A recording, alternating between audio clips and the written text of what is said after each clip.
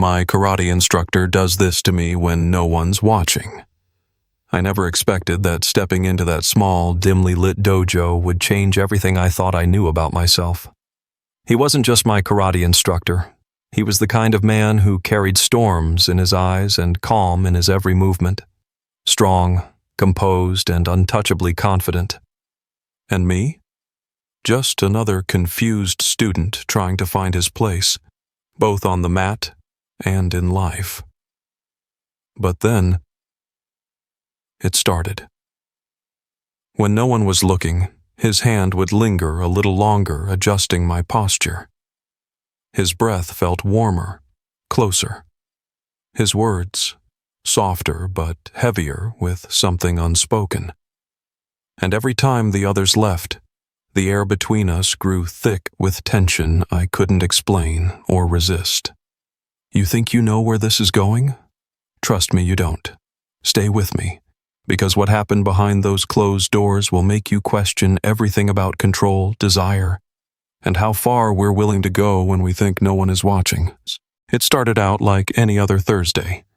I arrived at the dojo early, hoping to clear my head with some practice before the others showed up. The place smelled faintly of old wood and that familiar earthy scent of worn-out mats. I liked it that way, quiet, peaceful.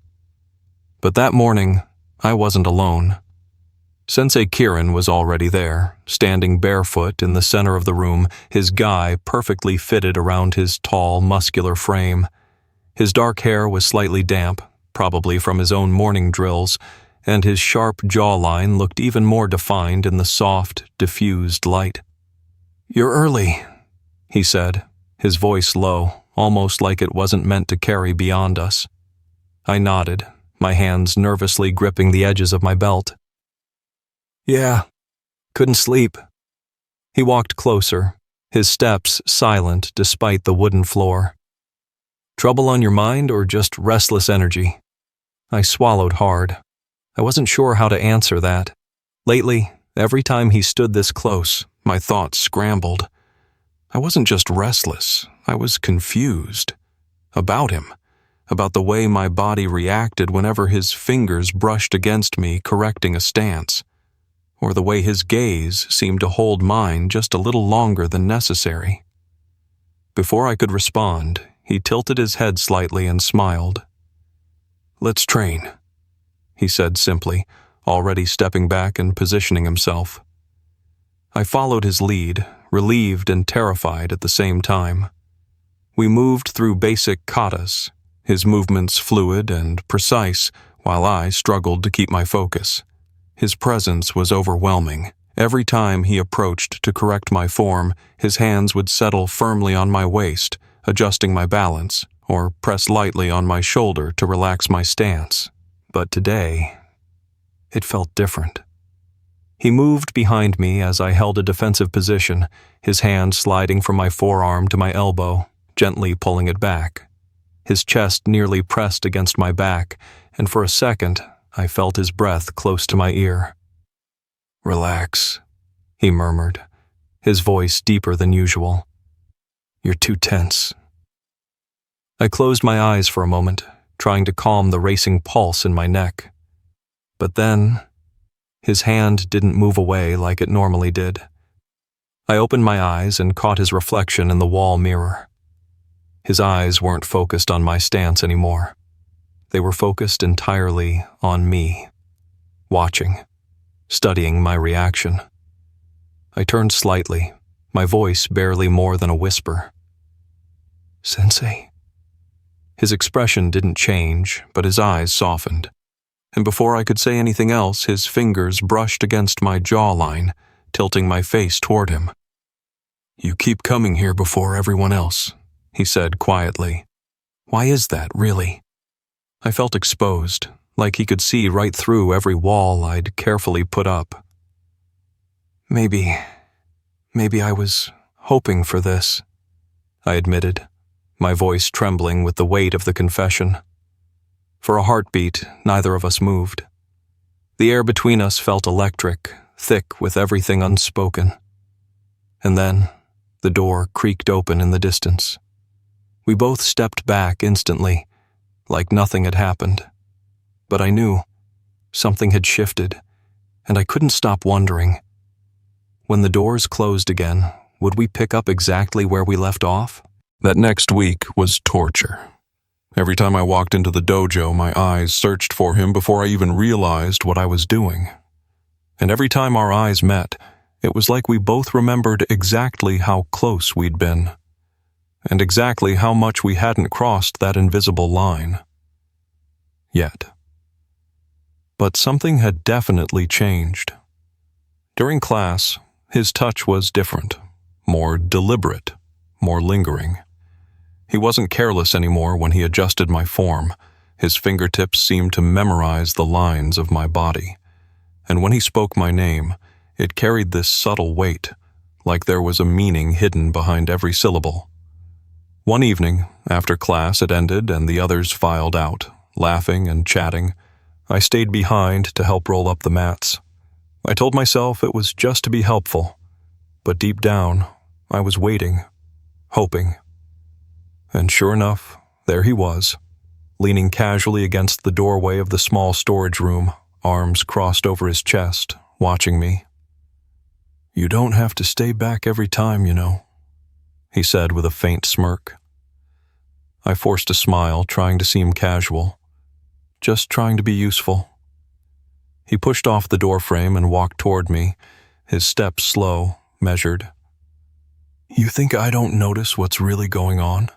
he asked, his voice low, almost challenging.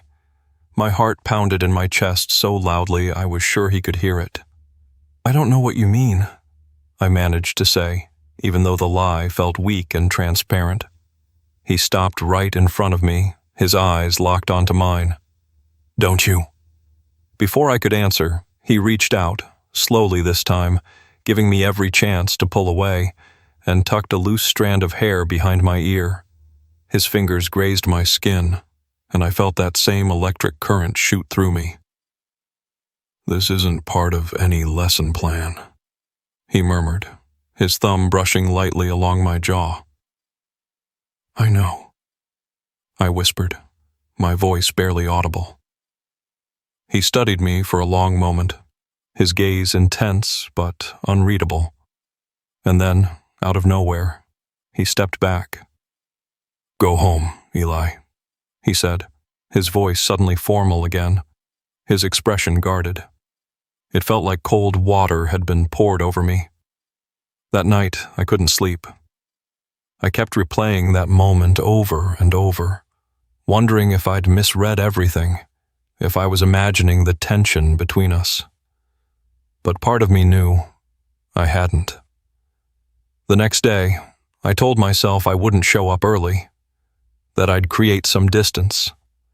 But by late afternoon, I was already walking toward the dojo, unable to fight the pull. This time, he wasn't there early. Class went on as usual, but it felt off, distant, like he was avoiding me. I couldn't focus, couldn't keep up with the movements, and for the first time since I'd joined, I felt completely out of sync. At the end of class, I left quickly, not wanting to linger and feel that heavy silence between us again. But just as I turned the corner outside, I heard my name. "Eli!" I stopped and turned. He was standing there at the edge of the parking lot, his expression conflicted, like he was battling something inside.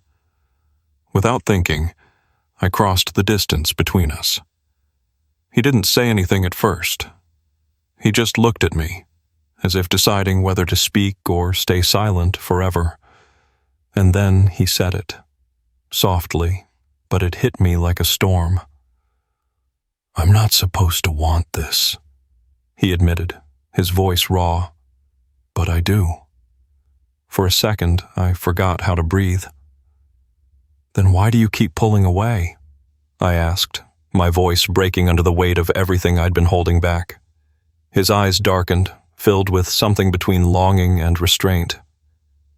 "Because once we cross that line," he started, but then stopped himself. And before he could finish that sentence, before logic could drag either of us back, I took a step closer. "Then let's cross it," I whispered. But instead of answering, he turned and walked away, leaving me standing there, my heart pounding, my chest tight with 1,000 unanswered questions. And right then, I knew this wasn't over, not even close. The days that followed felt endless. I went through every routine, every mundane moment, with the weight of that unfinished conversation crushing my chest. I replayed his words over and over. I'm not supposed to want this, but I do. And yet, he walked away. Every time my phone buzzed, I hoped it would be him.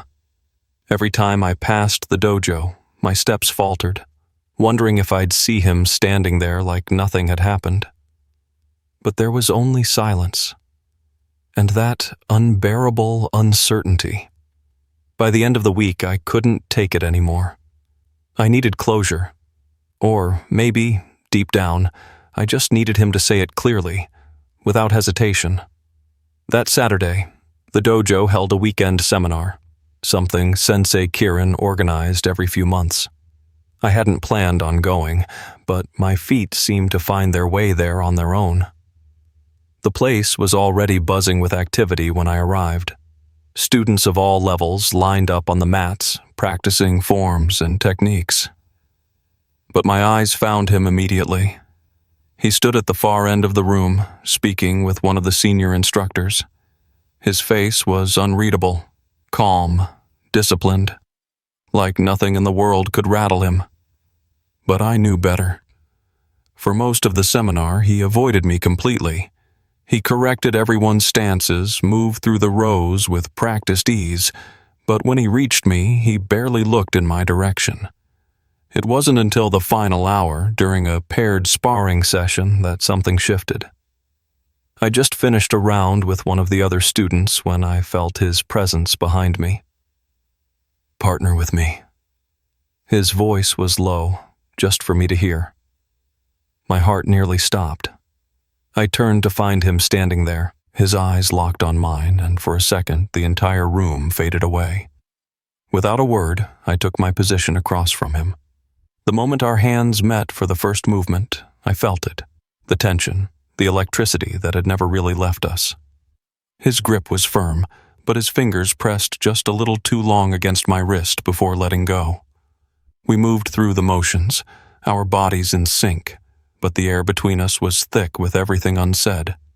His touches were subtle but deliberate, guiding my movements, adjusting my balance. And then, it happened. As I pivoted into a block, his arm swept low and his hand settled against my lower back to steady me. But this time, he didn't pull away.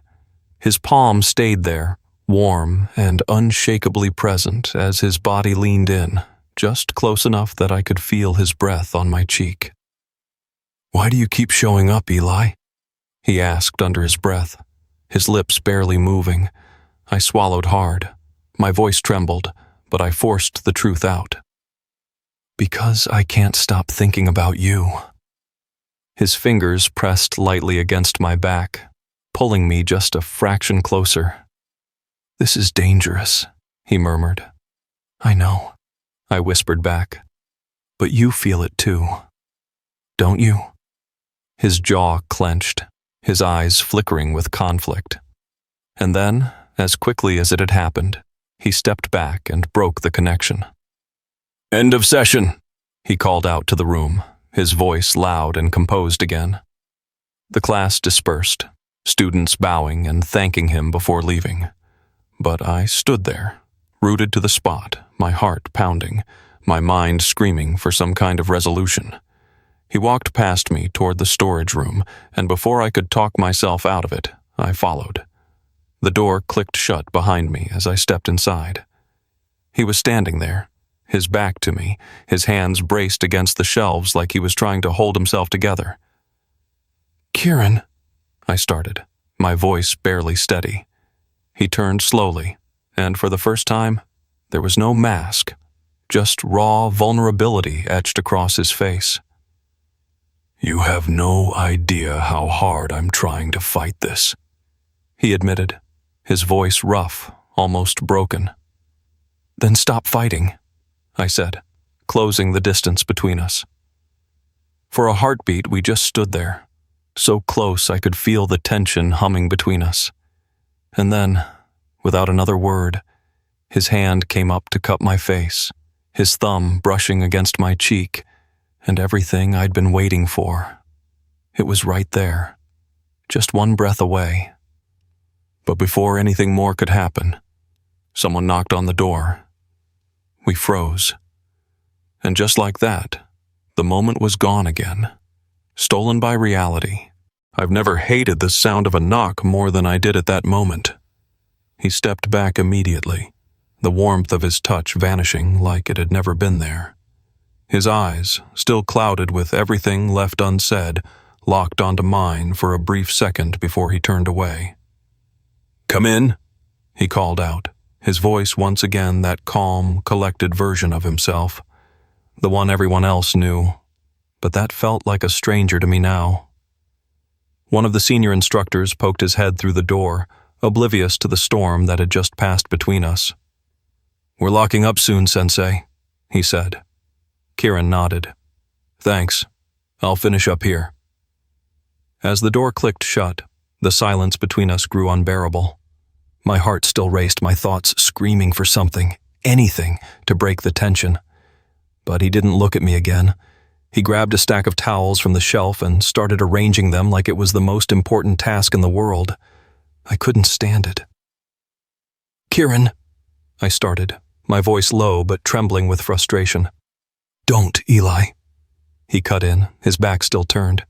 "Not here. Not now." I took a step forward, my fists clenched. "When, then?" "Because every time I get close, you pull away like none of this means anything, and I know it does. You know it does."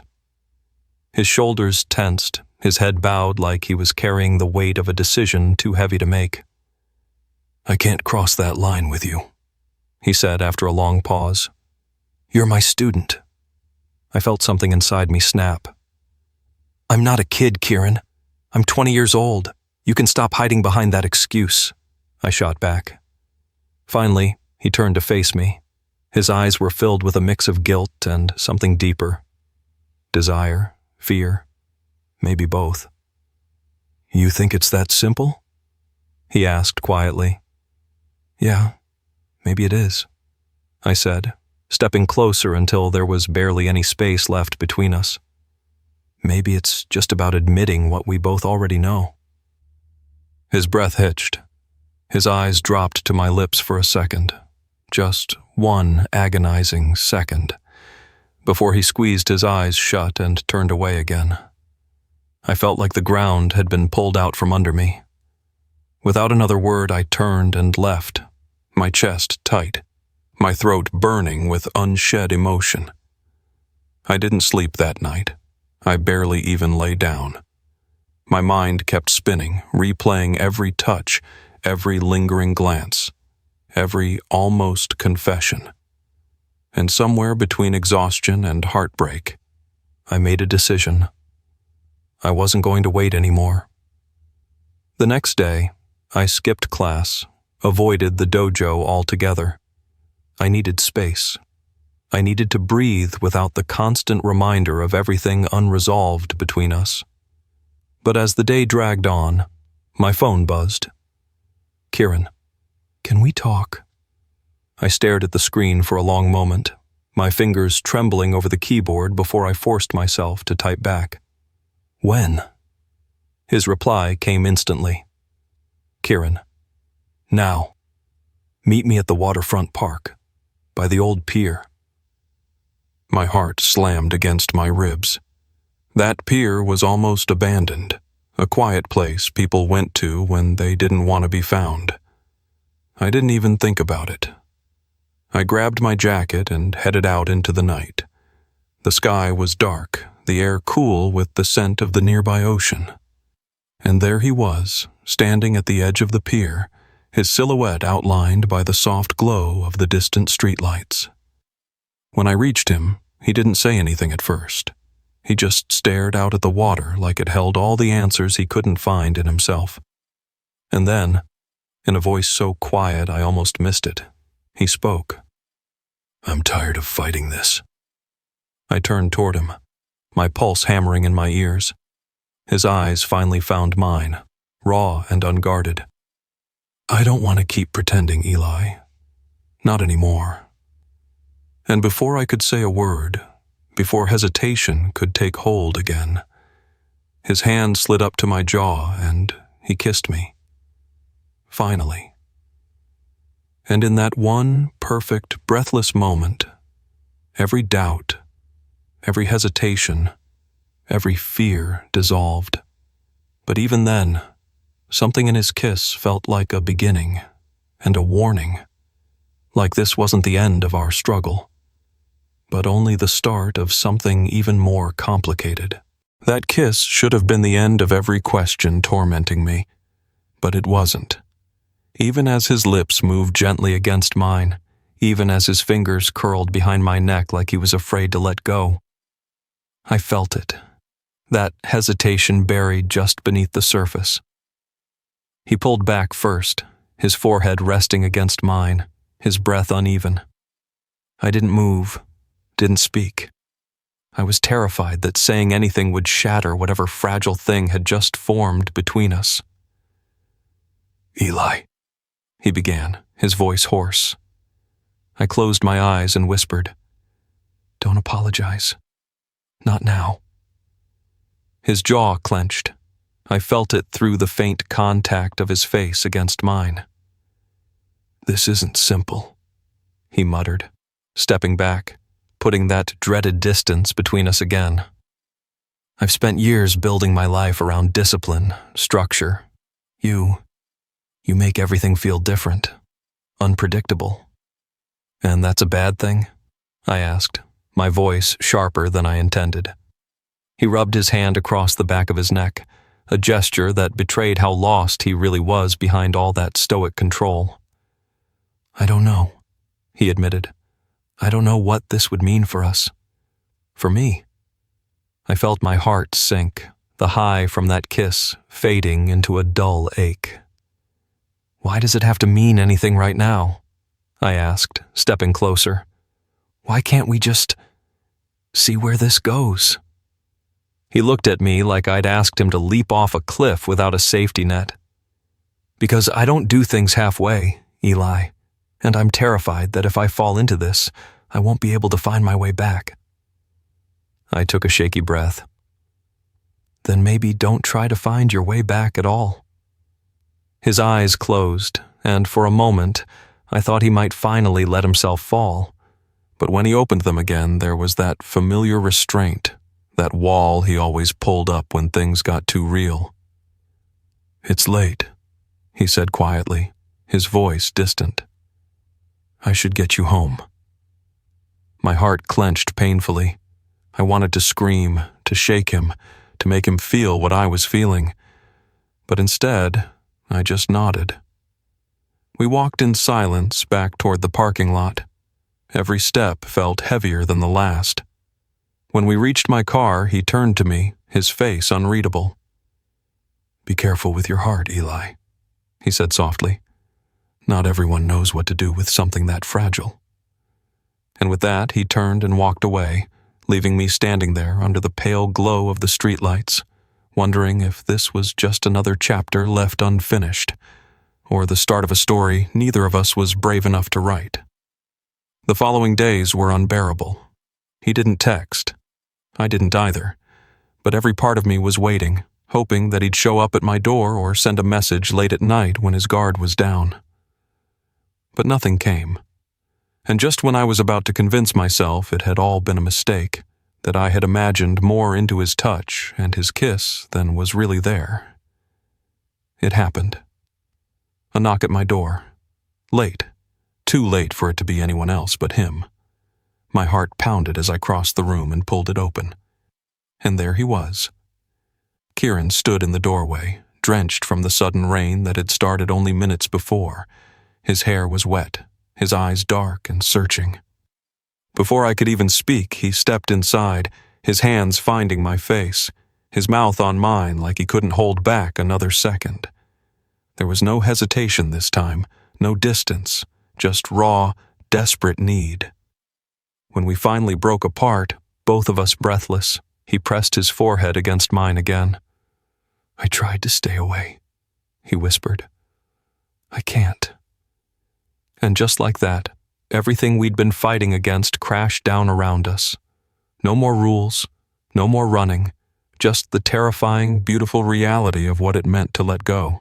That night, he didn't leave. For the first time, we lay there on my bed. No rush, no fear. The silence between us felt safe, filled with everything that didn't need to be said anymore. As the first light of morning crept through the window, he slid his fingers through mine and whispered, "I don't want to fight this anymore." I turned to him, my heart full and light for the first time in weeks. "Then don't," I whispered back. And just like that, we finally allowed ourselves to be exactly where we were meant to be.